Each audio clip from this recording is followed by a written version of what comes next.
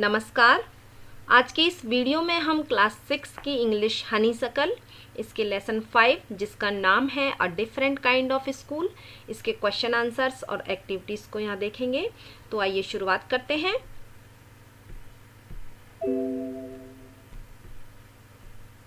Put these sentences from the story in the right order and write them out in a paragraph. कहानी के इन वाक्यों को सही क्रम में रखिए और इनको एक पैराग्राफ में लिखिए। Don't refer to the text, और कार्य को करते समय बुक का सहारा ना लें। सेंटेंसेस हैं, I shall be so glad when today is over, having a leg tied up and hopping about on a crutch is almost fun, I guess. Next है, I don't think I shall mind being deaf for a day, at least not much, but being blind is so frightening. Only you must tell me about things. Let's go for a little walk. The other bad days can't be half as bad as this. इन वाक्यों को अब हम सही क्रम में देखते हैं। Let's go for a little walk. हमें कुछ देर घूमने के लिए चलना चाहिए। Only you must tell me about things. केवल आप ही मुझे वस्तुओं के बारे में बता सकते हैं। I shall be so glad when today is over. मैं बहुत अधिक प्रसन्न होंगी जब आज का दिन समाप्त हो जाएगा, क्योंकि जो टास्क मिला हुआ है वो उनके लिए बहुत कठिन है और जब आज का दिन पूर्ण हो जाएगा तो वो बहुत खुश होंगे। The other bad days can't be half as bad as this. दूसरे बुरे दिन इससे आधे भी बुरे नहीं हैं जितना कि यह है। Having a leg tied up and hoping about on a crutch is almost fun. एक टांग को बांधना और बैसाखी पर उछल कूद करके चलना आनंददायक है। I guess, जैसा कि मैं अनुमान लगाती हूँ। I don't think I shall mind being deaf for a day, at least not much. मैं नहीं सोचती कि एक दिन के लिए बहरा होना बहुत परेशानी वाला होगा, कम से कम बहुत ज़्यादा कष्टदायक नहीं। But being blind is so frightening, लेकिन अंधा होना बहुत ज्यादा भयावह है। अब हम प्रश्न देखते हैं, यहाँ उनके आंसर भी देखेंगे। Answer the following questions. पहला प्रश्न है, why do you think the writer visited miss beams school. आप क्या सोचते हैं, आप क्यों सोचते हैं कि मिस बीम के स्कूल लेखक क्यों गया। The writer had heard much about miss beams new teaching methods. लेखक ने मिस बीम के नए शिक्षण तरीकों के बारे में बहुत अधिक सुन रखा था। इसलिए he visited her school to see the new playway method himself. इसलिए वह स्वयं मिस बीम के स्कूल नए शिक्षण प्रणालियों को देखने गया। सेकंड क्वेश्चन है, what was the game that every child in the school had to play. खेल क्या था जिसको कि प्रत्येक बच्चे को स्कूल में खेलना पड़ता था। Every child in the school had to play the role of being blind, deaf, dumb, injured and lame once in a term.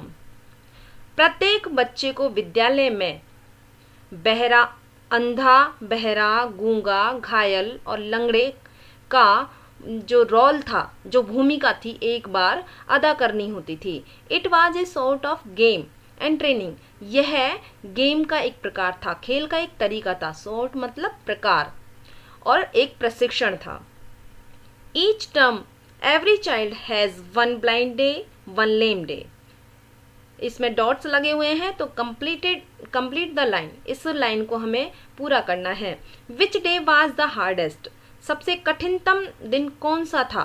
Why was is the hardest. यह सबसे कठिन क्यों था।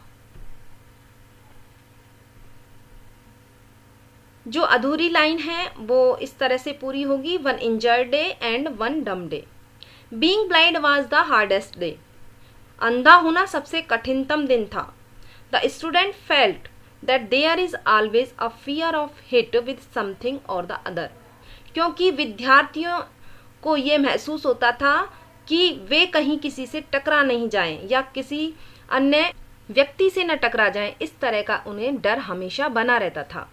नेक्स्ट क्वेश्चन है, what was the purpose of these special days. इन विशेष दिनों का क्या उद्देश्य था?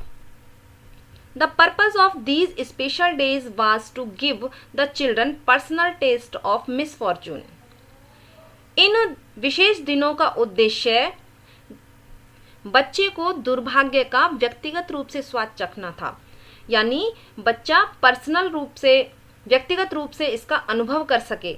They learned to help the needy in the society, which made them good citizens. वे ये सीखते थे कि समाज में जरूरतमंद की या आवश्यकता वाले व्यक्ति की मदद कैसे करें ताकि वे एक अच्छे नागरिक बन सकें. नेक्स्ट है match the words and phrases with their meanings in the box below. ये पैराग्राफ नंबर्स हैं. फर्स्ट वर्ड है homesick, means wanting to be home. Second, practically, almost.